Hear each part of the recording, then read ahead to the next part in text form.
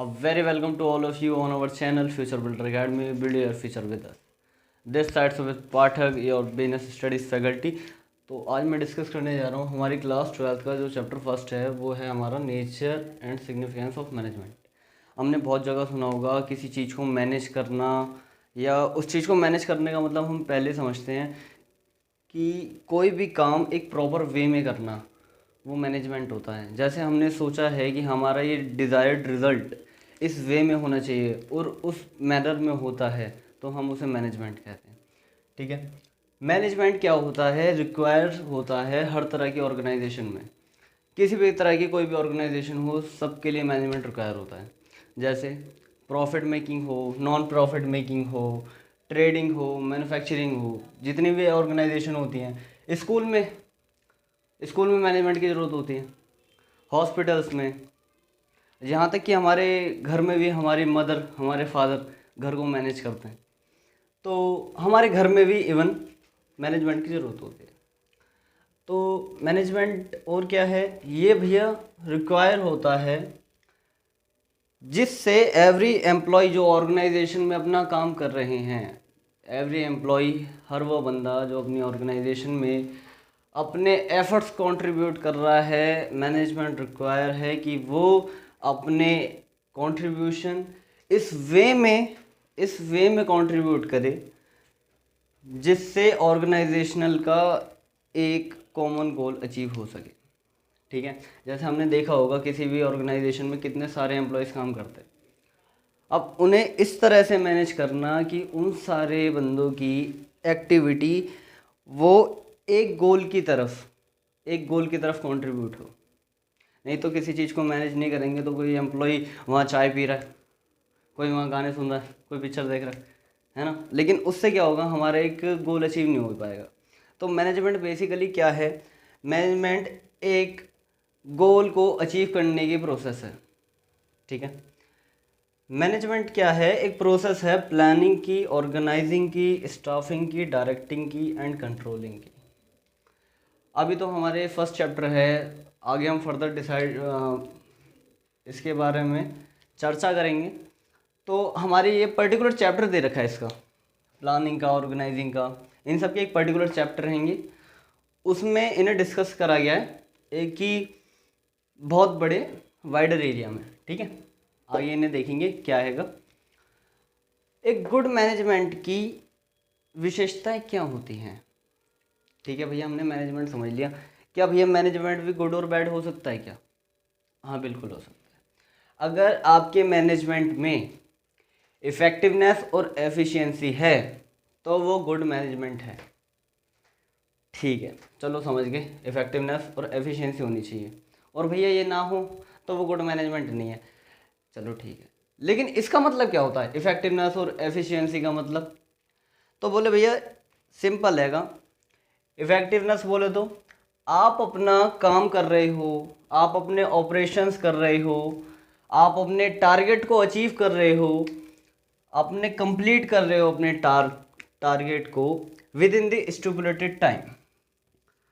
जो आपने time period रखा है कि मेरा गोल इतने टाइम में अचीव हो जाना चाहिए, अगर उतने टाइम में आपका गोल अचीव हो रहा है तो वो आपके बिजनेस की इफ़ेक्टिवनेस है। ठीक है, एफिशिएंसी भैया, एफिशिएंसी का मतलब आप अपने गोल को अचीव कर रहे हो। ठीक है, यहाँ भी वही कर रहे थे, लेकिन with in the limited resources के साथ, कम से कम रिसोर्सेज के साथ। भाई कम से कम रिसोर्सेज कैसे लगेंगे? भैया वेस्ट ज़्यादा ना करो तो कम से कम रिसोर्सेज लगेंगे। भैया with minimum cost minimum cost के साथ और मिनिमम रिसोर्सेज के साथ मैं अपना गोल अचीव करूं तो वो मेरी एफिशिएंसी कहलाती है। एक गुड मैनेजमेंट के लिए ये दोनों चीज़ें ज़रूरी हैं। अगर इन दोनों में से एक भी चीज़ अब्सेंट है, ठीक है, तो वो आपका गुड मैनेजमेंट नहीं है। अगर मैं काम कर रहा हूँ, ठीक है, मैंने लिमिटेड रिसोर्सेज के साथ काम किया, मिनिमम कॉस्ट के साथ काम किया, लेकिन जो मेरा टाइम लग रहा है वो मैंने सोचा था 1 महीने में गोल अचीव हो जाना चाहिए, वो 6 महीने में नहीं हो रहा, तो इफेक्टिवनेस तो नहीं है। तो क्या वो गुड मैनेजमेंट है? बोले नहीं। ठीक है, मैं कह रहा हूँ भैया काम मेरा होना चाहिए 1 महीने में, चलो 1 महीने में हो गया, लेकिन जो कॉस्ट आई वो इतनी आई कि भाई साहब जिसका हिसाब नहीं। तो उसमें क्या है, इफेक्टिवनेस है लेकिन एफिशिएंसी नहीं है। तो एक गुड मैनेजमेंट की खासियत है कि ये दोनों चीज़ होनी चाहिए। अगर इन दोनों में से एक भी चीज़ अब्सेंट है, तो वो आपका गुड मैनेजमेंट नहीं है। ठीक है, आगे से डिस्कस करते हैं। अब हम डिस्कस करते हैं फीचर्स या कैरेक्टरिस्टिक्स ऑफ मैनेजमेंट। ठीक है, फीचर्स बोले तो जैसे दूसरों से अलग बनाते हैं, इसकी कुछ खासियत है। मैनेजमेंट एक गोल ओरिएंटेड प्रोसेस है। आप मैनेजमेंट तभी करते हो जब आपके पास कोई गोल होता है, कोई पर्पस होता है, कोई ऑब्जेक्टिव होता है, कोई डिजायर्ड रिजल्ट होता है जिसे आप अकम्प्लिश करना चाहते हैं, अचीव करना चाहते हैं। ठीक है, मैंने ऑब्जेक्टिव रखा कि मुझे एक हॉस्पिटल चालू करना है, तो उसमें मुझे डॉक्टर्स चाहिए, बिल्डिंग चाहिए, ठीक है, उसमें बेड्स की फैसिलिटी, मेडिसिन की, और बाकी पेशेंट तो खुद आ ही जाएंगे हॉस्पिटल में। ठीक है, तो क्या हो गया, वो मेरा गोल हो गया। क्या हो गया गोल? हॉस्पिटल ओपन करना। ठीक है, इसके लिए मैं सारा मैनेजमेंट करूँगा, अपने हॉस्पिटल का एडवर्टाइजमेंट करूँगा, केजरीवाल जी को बुलाऊँगा। ठीक है जी, और एक कंटिन्यूस प्रोसेस है मैनेजमेंट कभी किसी भी ऑर्गेनाइजेशन में एक बार नहीं किया जाता। आपको मैनेजमेंट बार बार करना पड़ता है, क्योंकि जो ह्यूमंस नीड है वो है अनलिमिटेड, और उन नीड्स को अचीव करने के लिए हमेशा हमारे पास एक गोल होता है, और उस गोल को अचीव करने के लिए हमें बार बार मैनेजमेंट करना पड़ता है। ठीक है, एक कंटिन्यूस प्रोसेस है। एक गोल अचीव किया, उसके बाद दूसरे बाद तीसरा, ऐसे कंटिन्यूस प्रोसेस है मैनेजमेंट एक ग्रुप एक्टिविटी है। अकेला बंदा कोई काम कर रहा है, आप उसकी एक्टिविटी को कैसे मैनेज करोगे?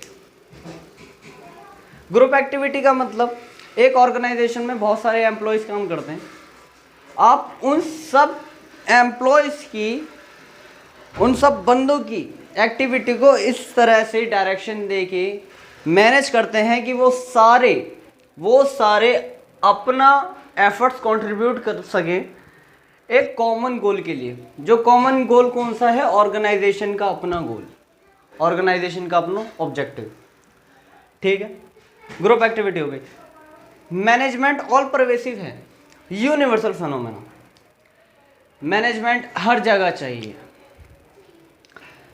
प्रॉफिट ऑर्गेनाइजेशन के लिए, नॉन प्रॉफिट के लिए, मैन्युफैक्चरिंग के लिए, ट्रेडिंग के लिए, हॉस्पिटल्स के लिए, स्कूल के लिए, हाउसेस के लिए। ठीक है, मैनेजमेंट हर किसी के लिए चाहिए, ऑल परवेसिव है। किसी भी चीज़ को अरेंज करने के लिए हमें उसे मैनेज करना पड़ता है। ठीक है, तो मैनेजमेंट हर जगह। मैनेजमेंट एक डायनेमिक फंक्शन है। मैनेजर्स क्या करते हैं? मैनेजर्स एक्सटर्नल एनवायरनमेंट की स्टडी करते हैं, और उस स्टडी के बेस पे अपने गोल्स, ऑब्जेक्टिव को चेंज करते हैं। उन्हें इस तरह से मैनेज करते हैं कि बाहर की कोई भी एक्टिविटी हमारे गोल को, ऑब्जेक्टिव को अफेक्ट ना कर सके। अफेक्ट करती हैं, एक्सटर्नल एनवायरनमेंट अफेक्ट करते हैं हमारे गोल और ऑब्जेक्टिव को, लेकिन मैनेजर्स उन दिक्कतों को ख़त्म करते हुए एक दूसरे तरीके से, एक नए पहलू से अपने ऑब्जेक्टिव को चेंज करते हैं।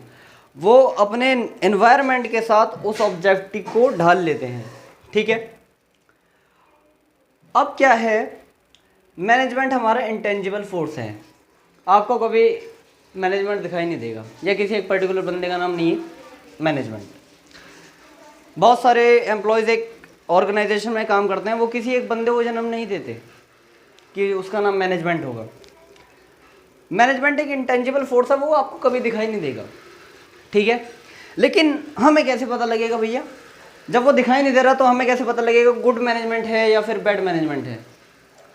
बोले उसके लिए आपको उसकी प्रेजेंस फील होगी। आपको फिजिकली दिखाई नहीं देगा लेकिन उसके प्रेजेंस फील होगी।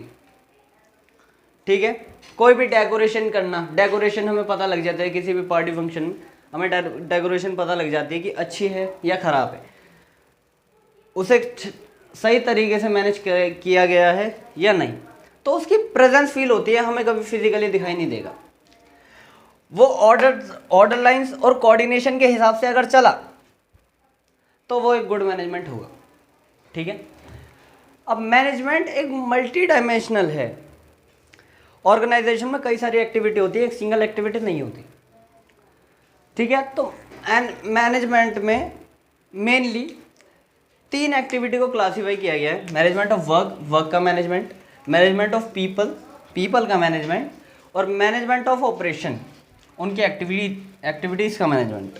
ठीक है, वर्क क्या, जो हर तरीके की ऑर्गेनाइजेशन हैं वो सेटअप की गई हैं किसी गोल के अचीव करने के लिए।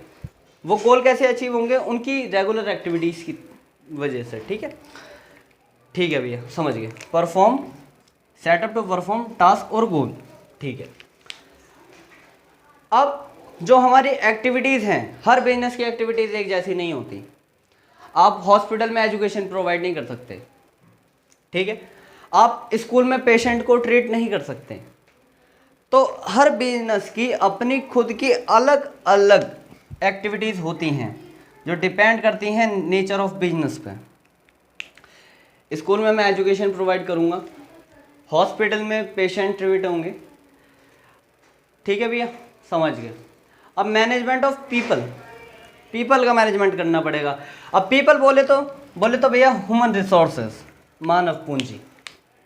ठीक है, जो भी हमारी ऑर्गेनाइजेशन में काम कर रहे हैं वो हमारे ह्यूमन रिसोर्सेज हैं, जो क्या है, एक बहुत ही ज़्यादा इम्पोर्टेंट असेट्स हैं हमारे। ठीक है, समझ गए। कोई भी ऑर्गेनाइजेशन में मार्केट में कॉम्पिटिटिव एनवायरनमेंट में तब सर्वाइव कर सकती है जब उसके एम्प्लॉयज एफिशिएंट हों। वो अपने कॉम्पिटिटर से तभी विन कर सकती है जब उसके एम्प्लॉयज एफिशिएंट हों। ठीक है, आ गया समझ में। अब मैनेजमेंट ऑफ वर्क समझ लिया, एक्टिविटीज, मैनेजमेंट ऑफ पीपल समझ लिया। अब मैनेजमेंट ऑफ ऑपरेशन समझते हैं। ऑपरेशन बोले तो भैया कह रहे हैं एक्टिविटी ऑफ प्रोडक्शन। प्रोडक्शन की एक्टिविटी आपका मैनेजमेंट ऑफ ऑपरेशन कहलाएगा। प्रोडक्शन बोले तो भैया रॉ मटेरियल को कन्वर्ट करना इनटू फिनिश गुड्स में और सेमी फिनिश गुड्स में। ठीक है, अब management of work plus management of people, वो मैनेजमेंट ऑफ ऑपरेशन कहलाता है। ठीक है, अब भैया ये समझा दो, ये आ गया, ये समझा दो, ये समझ में नहीं आया थोड़ा। कह रहे भैया आपके पास आपका स्कूल रहेगा, आपके स्कूल में टीचर्स आएंगे, ये आपका काम हो गया एजुकेशन प्रोवाइड करना है स्कूल का। आपके पास पीपल आएंगे जो आपके एसेट्स आएंगे। तो आपने क्या किया, उनकी एबिलिटी के हिसाब से, उनकी काबिलियत के हिसाब से, उनकी स्किल्स के हिसाब से आपने उनको ड्यूटी असाइन करी। ठीक है, जैसे भैया आप मैथ्स के टीचर को, जो मैथ्स में उसकी स्किल है, उसकी एबिलिटी है अच्छा मैथ्स पढ़ाने की, आप उससे ये नहीं कह सकते कि आप जाके इंग्लिश पढ़ा लो। ठीक है, वो इंग्लिश में भी बेटर होगा लेकिन उतना बेटर नहीं होगा जो जितना वो मैथ्स में है। तो मैनेजमेंट ऑफ ऑपरेशन का मतलब यही है, आप एक एक्टिविटी है प्रोडक्शन की, आप उसमें वर्क को और पीपल को इस तरह से अरेंज करते हैं, इस तरह से मैनेज करते हैं जिससे आपका ऑब्जेक्टिव अचीव हो सके। ठीक है, इसमें मेनली क्या होता है, हम देखते हैं what work has to be done, क्या काम होगा, कैसे काम होगा और इस काम को कौन करेगा, ये सारा कवर होता है मैनेजमेंट ऑफ ऑपरेशंस में। ठीक है, आगे का हम फर्दर आगे पढ़ेंगे। नेक्स्ट लेक्चर में मैं इसकी वीडियो अपलोड कर दूंगा। आपको इसके नोट्स हमारे नीचे डिस्क्रिप्शन में टेलीग्राम का लिंक मिल जाएगा, आपको वहाँ से नोट्स भी मिल जाएंगे। Thank you for watching. Please like share and subscribe अगर आपको अच्छा लगा हो। धन्यवाद।